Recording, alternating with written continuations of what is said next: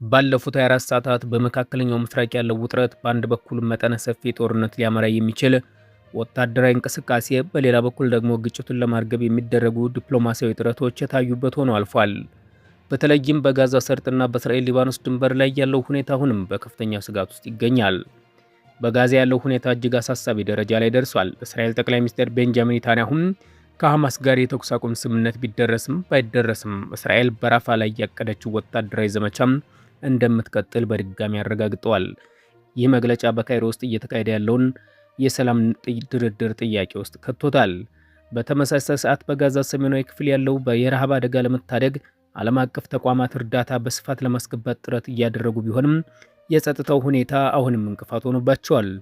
በእስራኤልና በሊባኖስ ድንበር ላይ ያለው ውጥረት ካለፉት ሳምንታት በበለጠ ጨምሯል። የሊባኖሱ ሂዝቦላ በሰሜን እስራኤል የሚገኙ ወታደራዊ ኢላማዎች ላይ ድሮኖችና ሮኬቶችን የተኮሰ ሲሆን፣ እስራኤል በበኩሏ በደቡብ ሊባኖስ የሚገኙ ቡድኖችን ይዞታዎችን በአየር ድብደባ ማውደሟን አስታውቃለች። ይህም ግጭቱን ወደ ሰፋ ክልላዊ ጦርነት ሊያመራው ይችላል የሚለው ስጋት ይበልጥ አባብሶታል።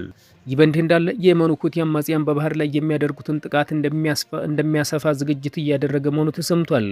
ቡድኑ ወደ እስራኤል መደቦች የሚያቀኑ ማንኛውም መርከቦች ላይ አራተኛ ምዕራፍ ያለውን የጥቃት እርምጃ እንደሚወስድ አስታውቋል። ይህ ሁኔታ በዓለም አቀፉ የንግድ መስመርና በመርከብ ድርጅቶች ላይ ከፍተኛ የኢንሹራንስና ደህንነት ስጋት መፍጠሩን ቀጥሏል። የአሜሪካ ውጭ ጉዳይ ሚኒስትር አንቶኒ ብሊንከን በሀገራቱ የሚያደርጉትን ጉብኝት ቀጥለዋል።